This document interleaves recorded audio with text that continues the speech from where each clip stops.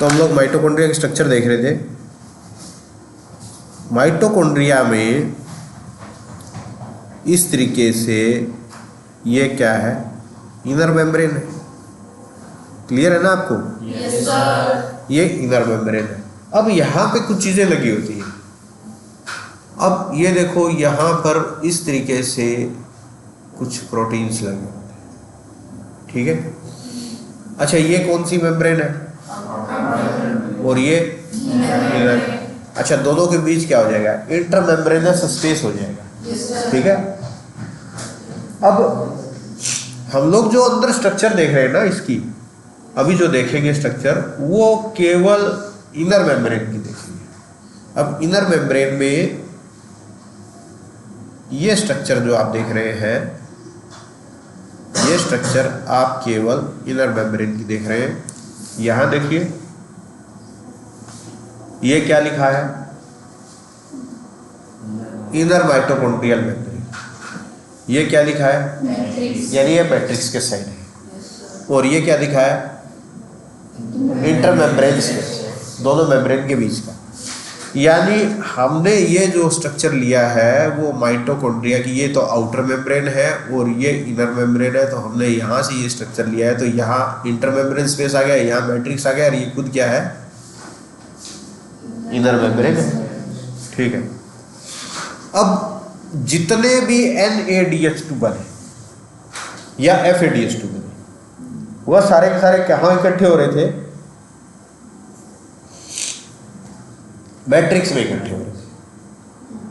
जो साइटोप्लाज्म में बने वो भी माइटोकॉन्ड्रिया की जो दोनों मेम्ब्रेन है उनको पास करके मैट्रिक्स में आ जाते हैं। अब हमारे सामने ये चीज है कि हम उन NADH2 और FADH2 से ATP कैसे बनाने वाले हैं, ठीक है। तो यहां देखिए, जिस तरीके से आपने थाइलेकोइड मेम्ब्रेन में देखा था फोटोसिंथेसिस के दौरान मिचेल हाइपोथेसिस देखी थी, लगभग वैसा ही सिस्टम यहां पर है। NADH2 अपना हाइड्रोजन छोड़ता है, इलेक्ट्रॉन छोड़ता है, और वो इलेक्ट्रॉन कुछ एक इलेक्ट्रॉन कैरियर्स के थ्रू होता हुआ जो है वो बाहर निकलता है। इसमें इलेक्ट्रॉन तो ऑक्सीजन को ट्रांसफर होता है और जो प्रोटॉन है वो बाहर निकलता है। तो इस दौरान जो एनर्जी लिबरेट होगी उससे क्या बनेगा? ATP बनेगा। यहां देखते जाना। इसके लिए वहां पर तो जैसे photo system first, photo system second, plastocyanin, ये सब था ना, वैसा ही कुछ यहाँ पे है। पहला जो इसमें 4 कॉम्प्लेक्स होते हैं, 4 कॉम्प्लेक्स देखते जाना। पहला जो कॉम्प्लेक्स है वो है NADHD हाइड्रोजिनेज कॉम्प्लेक्स, यहाँ पर लिखा हुआ भी फर्स्ट। दूसरा जो कॉम्प्लेक्स है वो है सक्सीनेट डिहाइड्रोजिनेज कॉम्प्लेक्स, ये लिखा है। थर्ड जो कॉम्प्लेक्स है वो है साइटोक्रोम BC1 कॉम्प्लेक्स, और फोर्थ जो कॉम्प्लेक्स है वो है साइटोक्रोम ऑक्सीडेज कॉम्प्लेक्स, ठीक है। और ये जो दिख रहा है कॉम्प्लेक्स 5 ATP सिंथेज, ऐसा ही वहां पे था ना? Yes sir. मैंने आपको बोला कॉम्प्लेक्स 4 कॉम्प्लेक्स होते हैं। तो कुछ किताबों में लिखा होता है कि फर्स्ट, सेकंड, थर्ड और फोर्थ कॉम्प्लेक्स लिखे, उसको ATP सिंथेज लिखा होता है। कुछ किताबें ATP सिंथेज को भी कॉम्प्लेक्स 5th कंसीडर करती है, तो इसमें कोई कंफ्यूज होने की जरूरत नहीं है। तो NADH2 यहाँ पे आता है, जरा देखिए। पहले हम देखेंगे कि NADH2 से किस प्रकार आपको एनर्जी प्राप्त होती है, ठीक है। अभी मैं यहाँ पर साथ में एक माइटोकॉन्ड्रिया का एक हिस्सा बना देता हूँ यहाँ, ताकि आपको उसमें भी समझ में आए।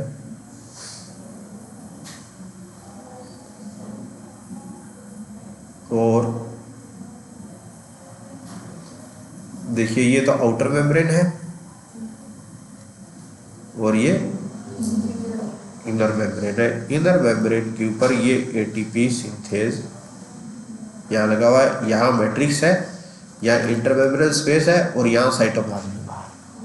इतना क्लियर है ना आपको? Yes sir. यहाँ पे कुछ है कि ये कॉम्प्लेक्सेस है, जितने भी 3-4 कॉम्प्लेक्स है ना वो सारे यहाँ, जिनको हम डिटेल से यहाँ देख रहे हैं। ठीक है, सबसे पहले क्या होता है कि इसका कलर चेंज कर देता हूँ मैं भी, थोड़ा वो ठीक रहेगा उससे। NaDH2 यहाँ पर आता है, दिख रहा है आपको? NaDH2 यहाँ आकर के हाइड्रोजन छोड़ देता है अपना और इलेक्ट्रॉन भी छोड़ देता है। तो इलेक्ट्रॉन कहाँ पर घुस जाता है? कॉम्प्लेक्स फर्स्ट में।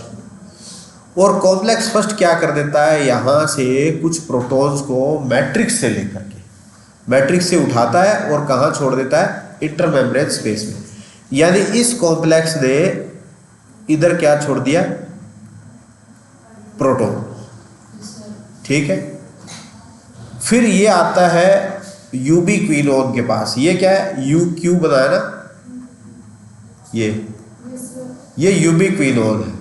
ठीक है, तो यूबी क्विनोन के पास क्या आता है? केवल इलेक्ट्रॉन आता है, हाइड्रोजन आयन तो उसने छोड़ ही दिया है।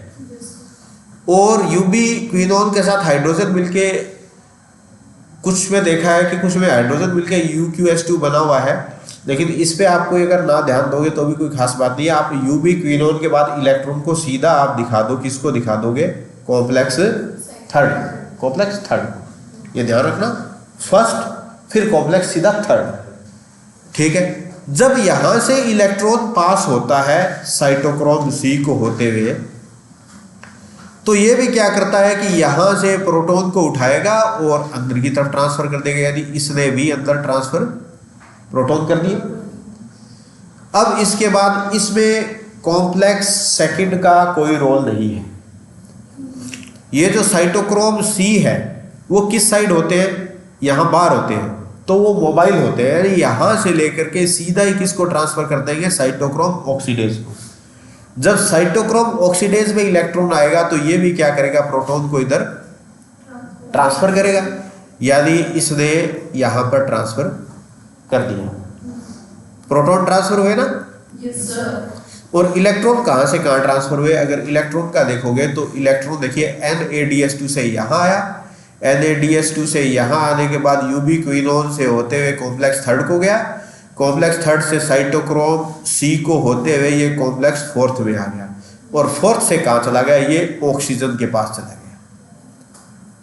ठीक है, यहाँ भी देखिए, आपने यहाँ आप देख रहे होंगे साइटोक्रोम ऑक्सीडेज के अंदर, ये देखिए ऑक्सीजन है ना, ऑक्सीजन के साथ इलेक्ट्रॉन आ जाते हैं और वो कुछ H+ आयन और इलेक्ट्रॉन और हाइड्रोजन के साथ मिलके क्या बना देता है? H2O बना देता है।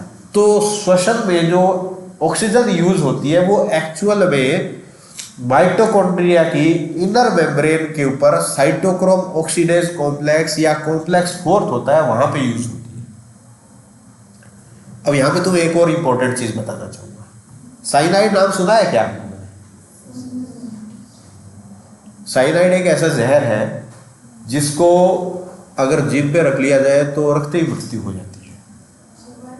साइनाइड, ठीक है, वो क्या करता है कि एकदम से ब्लड में जाते ही वो सारे ब्लड में फैल जाता है और प्रत्येक सेल के अंदर ये जो साइटोक्रोम ऑक्सीडेज से जो इलेक्ट्रॉन ट्रांसफर होने का प्रोसेस है इसको रोक देता है और एकदम से डेथ हो जाती है। तो साइनाइड इतना खतरनाक जहर है, ये आप आगे की क्लासेस में पढ़ेंगे। यहाँ इलेक्ट्रॉन को ऑक्सीजन को ट्रांसफर होने से वो रोक देता है। तो अब एक बार फिर से देखते हैं, NaDH2 आया, हाइड्रोजन छोड़ा, इलेक्ट्रॉन छोड़ा, इलेक्ट्रॉन किसने ले लिया?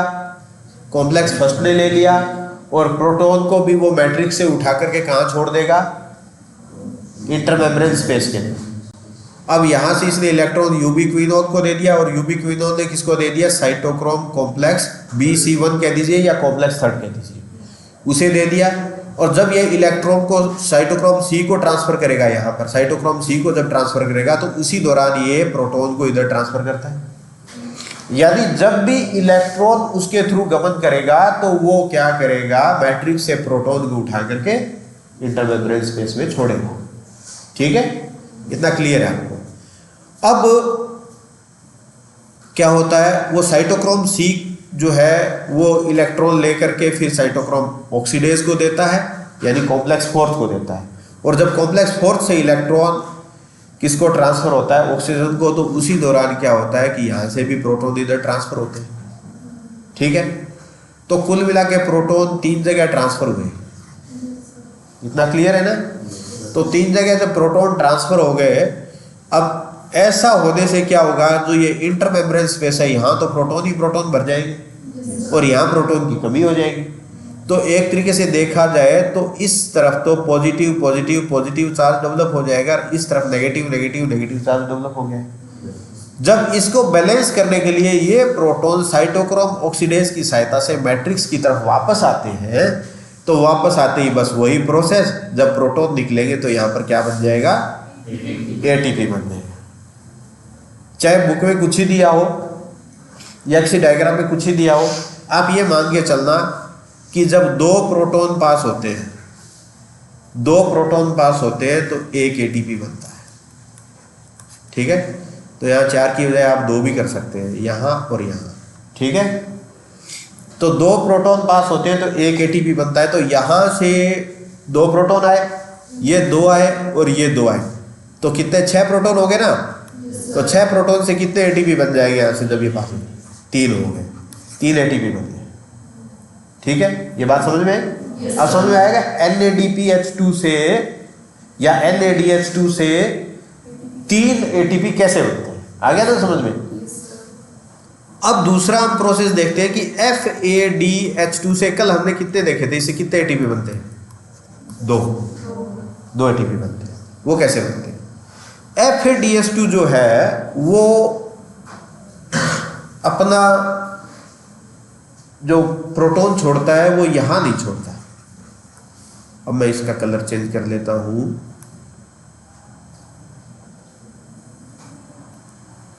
ठीक है, वो प्रोटॉन यहां पर नहीं छोड़ता है। तो FADH2 प्रोटॉन यहां छोड़ता है, FADH2 वो कॉम्प्लेक्स सेकंड के ऊपर छोड़ता है। अब यहां पर कॉम्प्लेक्स सेकंड इस्तेमाल हो। ठीक है, NADH2 कहां छोड़ता है, कॉम्प्लेक्स फर्स्ट के ऊपर। FADH2 कहां छोड़ता है, कॉम्प्लेक्स सेकंड। जब कॉम्प्लेक्स सेकंड को छोड़ देगा तो ये कॉम्प्लेक्स सेकंड, ये प्रोटॉन तो यही छोड़ता है। अब ये क्या होगा कि ये इलेक्ट्रॉन किसको देता है, कॉम्प्लेक्स सेकंड को देता है। वो कॉम्प्लेक्स सेकंड से वो इलेक्ट्रॉन यूबिक्विनोन को जाते हैं और यूबिक्विनोन से होते हुए कहाँ जाते हैं, कॉम्प्लेक्स थर्ड के अंदर। और कॉम्प्लेक्स थर्ड के अंदर जैसे ही वो इलेक्ट्रॉन पास हो गए कॉम्प्लेक्स साइटोक्रोम C को, तो वो क्या कर देगा, प्रोटॉन ट्रांसफर कर देगा। कितने, वही 2 प्रोटॉन। अब ये साइटोक्रोम C इधर देता है साइटोक्रोम ऑक्सीडेज को, और वहां से भी प्रोटॉन ट्रांसफर होंगे, और जो इलेक्ट्रॉन है वो किसको ट्रांसफर हो जाएगा, ऑक्सीजन को। तो वहां पर क्या बन जाएगा, वही H2O, वही प्रोसेस सेम। तो देखिए दोनों में क्या अंतर है, यहां पर कॉम्प्लेक्स फर्स्ट यूज आया ही नहीं, तो इसलिए प्रोटॉन केवल यहां से और यहां से 2 प्रोटॉन यहां से, 2 प्रोटॉन यहां से, केवल 4 प्रोटॉन ट्रांसफर हुए। तो 4 प्रोटॉन से कितने एटीपी बनेंगे, 2 एटीपी बनेंगे। क्लियर है ये? अब इससे नीट के बहुत सारे क्वेश्चंस बनते हैं कि FADH2 अपना इलेक्ट्रॉन किसको देता है, कॉम्प्लेक्स सेकंड को। NADH2 किसको देता है, कॉम्प्लेक्स फर्स्ट को। जब NADH2 से एटीपी बनते हैं तो वहां पर कॉम्प्लेक्स फर्स्ट, कॉम्प्लेक्स थर्ड और कॉम्प्लेक्स फोर्थ काम में आते हैं। और जब FADH2 से बनता है तो वहां पर कॉम्प्लेक्स सेकंड, कॉम्प्लेक्स थर्ड और कॉम्प्लेक्स फोर्थ काम में आते हैं। इनमें से कौन सा कॉम्प्लेक्स ऐसा है जो प्रोटॉन ट्रांसफर नहीं करता, कॉम्प्लेक्स सेकंड ट्रांसफर नहीं करता। ये बहुत सारे क्वेश्चंस बनते हैं, इस डायग्राम से इतने क्वेश्चन उठेंगे। तो अब हम ये समझ चुके हैं कि किस प्रकार से इलेक्ट्रॉन ट्रांसफर होते हैं। अब देखिए यहाँ पर क्या हो जाएगा, पूरा एटीपी बन जाएगा। ये एटीपी, बहुत सारे एटीपी बन जाएंगे। यहाँ पर एटीपी बन रहे हैं तो इसीलिए इसको क्या कहते हैं, power house of the cell. समझ गए? चलिए अब हम सारे प्रोसेस को एक बहुत ही सिंप्लीफाइड वे के अंदर देखने का प्रयास करते हैं, तुम्हारे कोई कंफ्यूजन नहीं रहेगा बिल्कुल भी। देखते जाना, ये क्या है? ग्लूकोज। ग्लूकोज से ग्लाइकोलाइसिस हुआ, ग्लाइकोलाइसिस से क्या बन गए? 2 पाइरुवेट, पाइरुवेट बन गए 2, पाइरुवेट और पाइरुवेट। पाइरुवेट से क्या बना? ये पाइरुवेट कहाँ चला गया? माइटोकॉन्ड्रिया में। यहाँ एसिटिल कोएंजाइम ए बन गया, एसिटिल कोएंजाइम ए हो गया। इसने ऑपरेट किया यहाँ पे किसमें? माइटोकॉन्ड्रिया के अंदर, और उसने क्रेब साइकिल किया। क्रेब साइकिल से इनसे बहुत सारे क्या बन गए? NADH2, NADH2 यहाँ पे भी बने थे, यहाँ पे भी बने थे, कुछ यहाँ पे भी बने थे। जितने भी NADH2 बने वो कहाँ पहुँच गए? क्योंकि देखिए ये तो क्रेब साइकिल के दौरान बन रहे, तो माइटोकॉन्ड्रिया की मैट्रिक्स के अंदर ही बन रहे थे ना, और कुछ जो बाहर बने वो भी अंदर आ गए, तो सारे यहाँ पर हो गए NADH2 और FADH2। अब इन्होंने कैसे काम करना शुरू किया? वही NADH2 ने अपना इलेक्ट्रॉन कॉम्प्लेक्स फर्स्ट को दिया, FADH2 ने कॉम्प्लेक्स सेकंड को दिया, और मैंने आपको सिंपल सा फॉर्मूला बताया कि जो भी कॉम्प्लेक्स प्रोटॉन ट्रांसफर कर रहा है वो 2 प्रोटॉन ट्रांसफर कर रहा है, कॉम्प्लेक्स फर्स्ट, कॉम्प्लेक्स थर्ड और कॉम्प्लेक्स फोर्थ। NADH2 के कारण 3 बार ट्रांसफर करते हैं तो 6 हो गए, और 6 जब बाहर निकलेंगे वापस तो ATP बनेंगे 3। ठीक है, FADH2 ने ट्रांसफर किया तो कॉम्प्लेक्स सेकंड को किया, कॉम्प्लेक्स सेकंड प्रोटॉन ट्रांसफर नहीं करता है, कॉम्प्लेक्स थर्ड और कॉम्प्लेक्स फोर्थ ही करते हैं, तो ये 4 प्रोटॉन करते हैं, इसलिए उससे कितने बनते हैं? 2 ATP बनते हैं। अब ATP का कैलकुलेशन तो हमने पहले ही किया हुआ है, एक बार फिर से एक बार देख लीजिए आप। यहाँ पर डायरेक्ट ATP बने थे 10 ATP बने थे ना, और डायरेक्ट तो 2 ही बने थे, बाकी 6 तो NADH2 से बने थे। ठीक है ना, यहाँ पे NADH2 थे, उससे दोनों से मिला करके 6 हो गए थे, यहाँ पर दोनों से मिला करके 24 हो गए थे, तो 24 और 6 कितने हो गए? 30, और 10 कितने हो गए? 40 ATP बने थे, जिसमें से 2 हमारे लग गए थे शुरू में। एक तो ग्लूकोज से ग्लूकोज 1 फास्फेट बनाया, और एक फ्रक्टोज 1,6 बूस्ट फास्फेट बनाया था ना, 1,6 बिस फास्फेट, तो वहाँ पे काम में आया था। तो 2 ATP लग गए, तो टोटल हमें फायदा कितना हुआ? 38 ATP। अब एक चीज़ आपकी बुक के अंदर दी हुई है कि क्रेब साइकिल जो है, या रेस्पिरेशन की कुछ साइकिल्स हैं, वो कैटाबोलिक पाथवे ना हो करके वो एम्फीबोलिक है,